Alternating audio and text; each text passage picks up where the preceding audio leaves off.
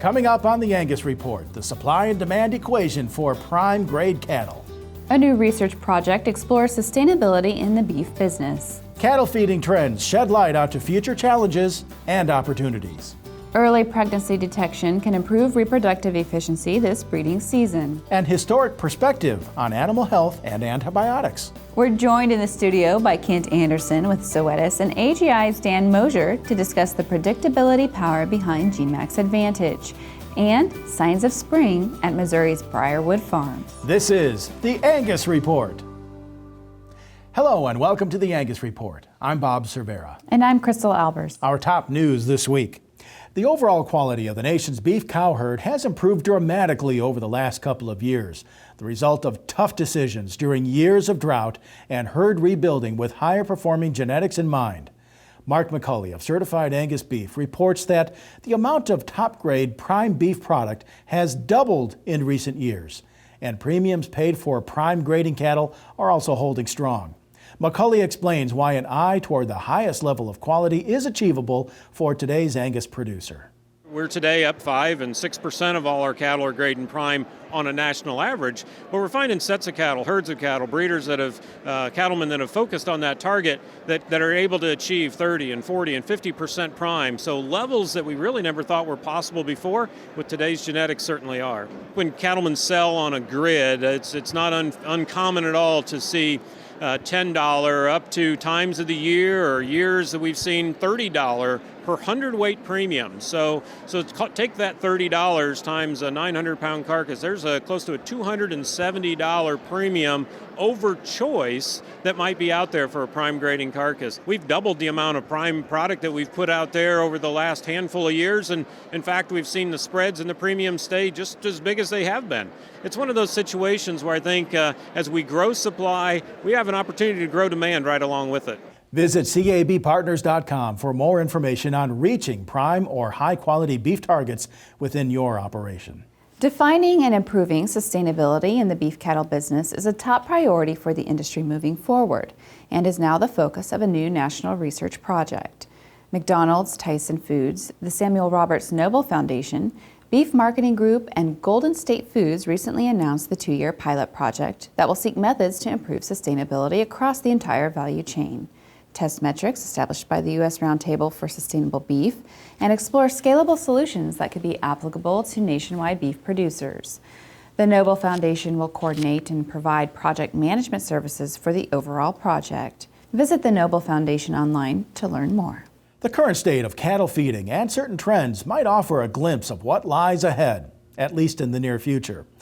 That's according to University of Nebraska Beef Feedlot Extension Specialist Galen Erickson, who shared insight into the current issues that affect cattle feeders. Philosophically, I think the best way to predict the future is with some recent trends. And we have about a 40-year trend line on increasing carcass weight in beef cattle. It's actually about a 5-pound per year average increase in hot carcass weight for steers and 6 pounds for heifers. So until costs of gains in the feed yards become greater than finished animal price, which is not the case, the incentives for the feed yard to make them bigger. It's a complex issue that I don't see changing right away.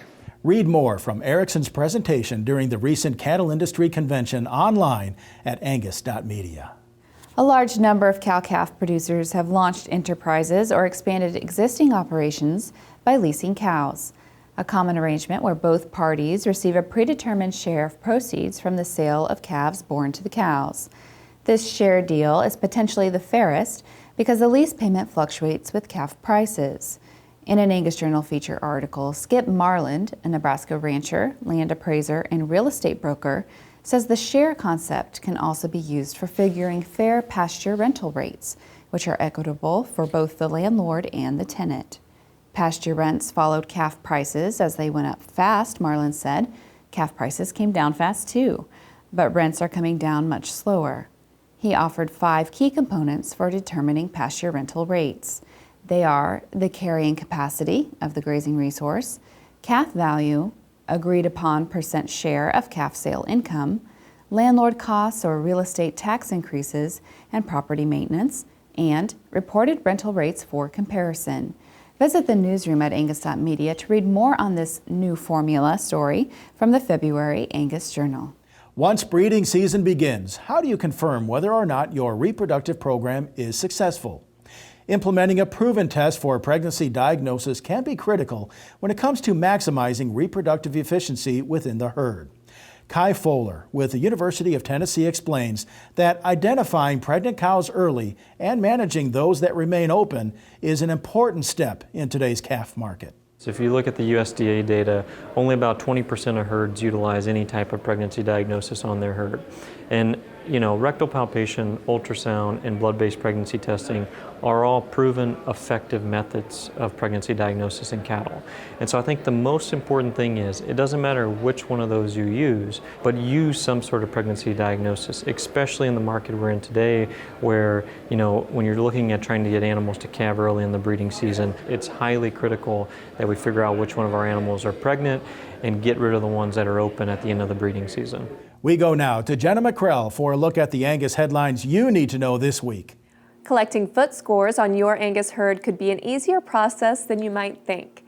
Thanks to a new partnership with the American Angus Association and participating universities, Angus breeders can enlist help from animal science students and judging team participants for assessing their herds. The program is a win-win for both breeders and universities and is a helpful step in acquiring valuable data to develop genetic selection tools for foot and leg structure. The service is available to all association members, and compensation is voluntary and at the breeder's discretion.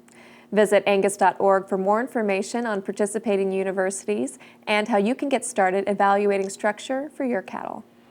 There's still a few days left to register for the upcoming Cattlemen's Boot Camp at the University of Nebraska in Lincoln. April 27th and 28th, cattle producers will gather for an educational event that provides purebred and commercial cattle producers with timely information presented by academic and industry professionals. Attendees can look forward to presentations on the beef cattle market, range and crop management, carcass trends, bull selection, source verification, genetic improvement, and general herd management. Registration is $75 per person and includes meals and educational materials. Visit angus.org and click on events to register by the March 31st deadline. And that's what you need to know this week in the Angus business. When we return, learning from the past to improve cattle health and performance. Then we're joined in the studio by Kent Anderson of Zoetis and Dan Mosier, president of Angus Genetics Incorporated. Visit angus.media to continue watching this episode of the Angus Report.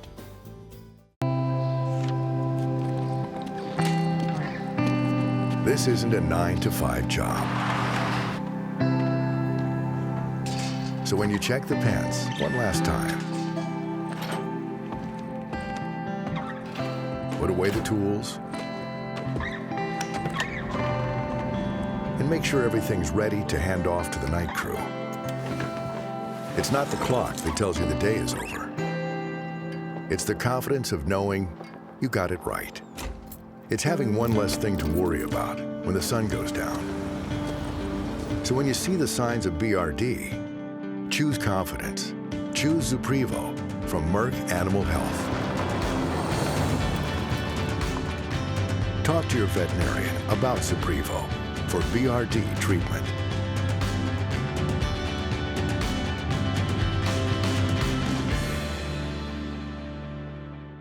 Today's beef consumer has questions. BQA has the answers. Your beef quality assurance certification allows you to share a story that assures customers that you are responsibly raising a safe, wholesome, and healthy beef supply. Becoming BQA certified just became even more convenient with a new interactive training experience that is online and available 24/7. So what are you waiting for? Get started today by visiting bqa.org. We're in 3 separate locations, but we actually operated as one feed yard. The total capacity is around 45,000 cattle. We do mostly calf fed. And using PredictGen has been a good deal for us. It's a DNA test, and we can test for marbling, yield grade, and tenderness. When we first started with PredictGen, I'd bought some first calf heifers. We tested the heifers as well as the cows just to see how accurate it would be. The calves that came from those heifers had almost the same test scores as the cows did. So we kind of knew we were on the right track.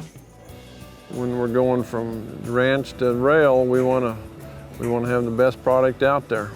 I do think it would be an advantage to buy cattle based on this test. It's going to be exciting to watch this progress over the next 10 years. It's unbelievable where we're going. I mean, I'm glad we started using it because there's dang sure a place for it, and it's going to get even better. Producing the best beef we can for the consumer puts more money in our pocket.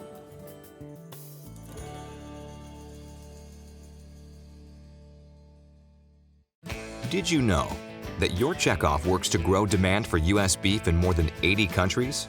Did you know export markets add more than $250 in value to each head? Did you know your checkoff works to develop, defend, and dispel in an effort to expand international markets? While you're focused on managing your beef business, your checkoff is developing new foreign markets and defending those where U.S. beef is currently sold. Get to know your checkoff at mybeefcheckoff.com.